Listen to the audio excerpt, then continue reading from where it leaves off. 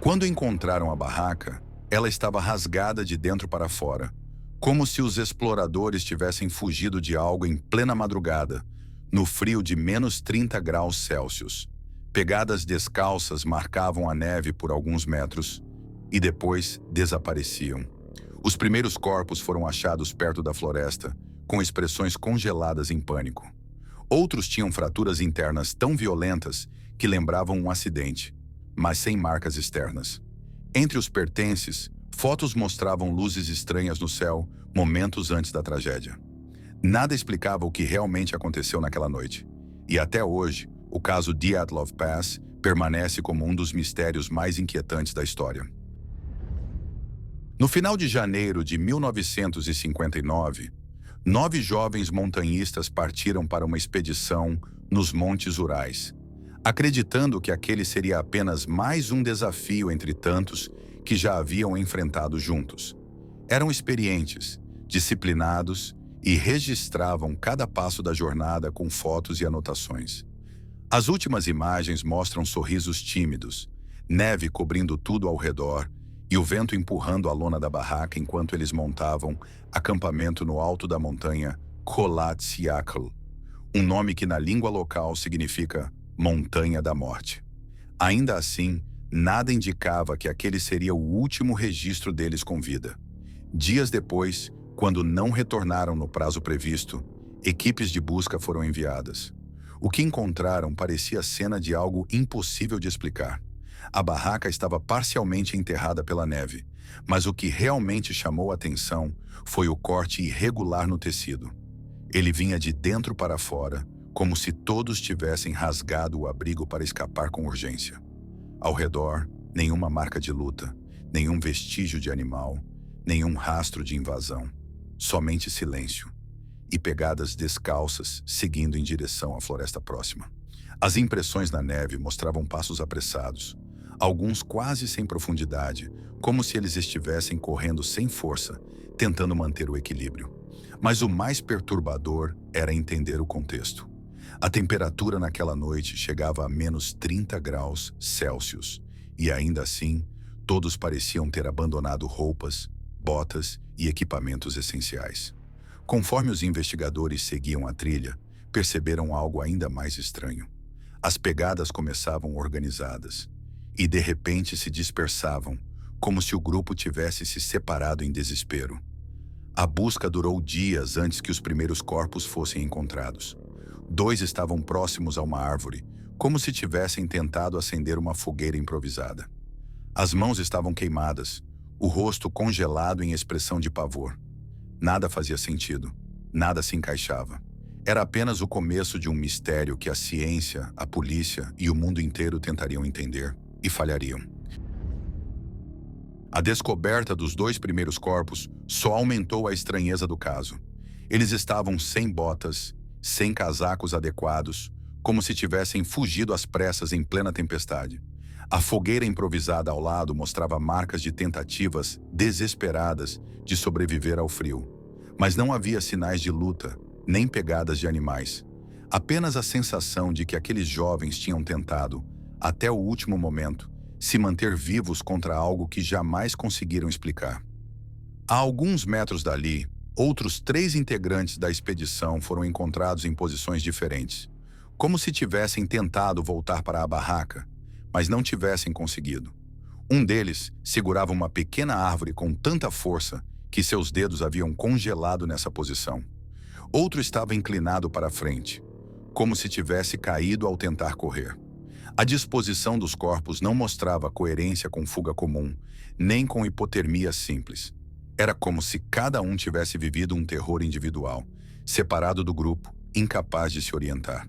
Sem respostas, a equipe de resgate continuou buscando os 4 membros restantes. E o que encontraram semanas depois levou o caso a um novo patamar de mistério. Eles estavam dentro de um pequeno desfiladeiro, coberto por neve profunda. 2 tinham costelas e crânios fraturados, com uma força tão absurda que especialistas compararam a um impacto de carro em alta velocidade. Porém, sem qualquer dano externo na pele. Nenhuma marca, nenhuma lesão superficial. Como se o corpo tivesse sido esmagado sem toque. Uma das montanhistas foi encontrada sem a língua, outro estava sem os olhos. Além disso, roupas de alguns apresentavam níveis inexplicáveis de radiação, apesar de o grupo não ter tido contato conhecido com elementos desse tipo. Nada ali seguia lógica. Nenhuma explicação unificava os detalhes. Cada descoberta parecia contradizer a anterior. Os investigadores tentaram montar uma linha do tempo, mas tudo se quebrava diante da realidade dos fatos. A barraca rasgada, a fuga descalça, a separação do grupo, as fraturas internas impossíveis, os órgãos ausentes, a radiação. A cada passo surgia mais uma pergunta sem resposta. A montanha parecia esconder algo que não queria ser revelado. E quanto mais tentavam entender, mais o caso Dyatlov Pass escapava por entre os dedos, como neve derretendo antes de tocar o chão.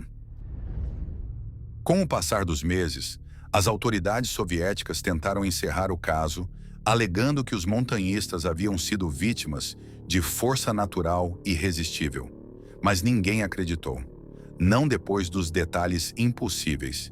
E assim, teorias começaram a surgir. Algumas racionais, outras totalmente perturbadoras. A explicação mais citada foi avalanche. Porém, especialistas rejeitaram rapidamente. A barraca continuava visível, intacta o suficiente para análise. A inclinação do terreno era pequena demais. Os próprios montanhistas, experientes, jamais teriam montado acampamento em área de risco. Além disso, uma avalanche não explicaria por que eles abandonaram tudo de forma tão organizada. Nem as fraturas internas sem lesões externas. Nada se encaixava. Outra teoria apontou para testes militares secretos. A região era conhecida por experimentos soviéticos e luzes estranhas foram vistas no céu naquela noite, registradas até mesmo em fotos recuperadas da câmera do grupo.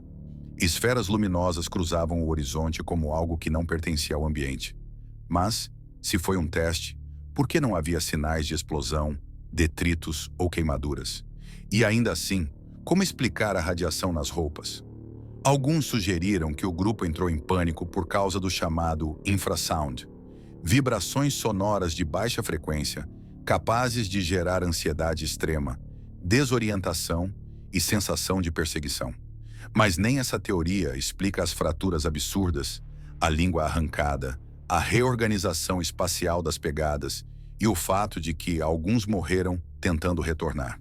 Houve ainda quem culpasse a tribo indígena local, os Mansi. Mas essa hipótese foi descartada.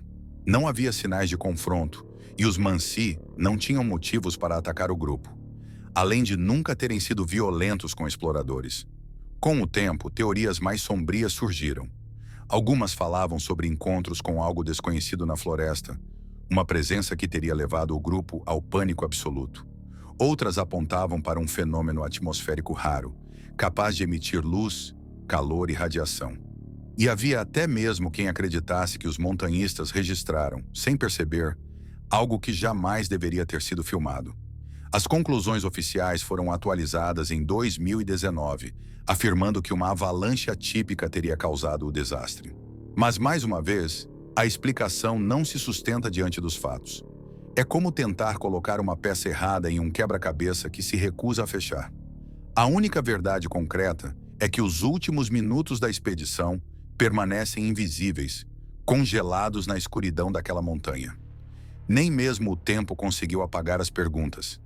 E todas elas continuam esperando por respostas que talvez nunca venham. A verdade permanece enterrada sob a neve. E talvez seja melhor assim.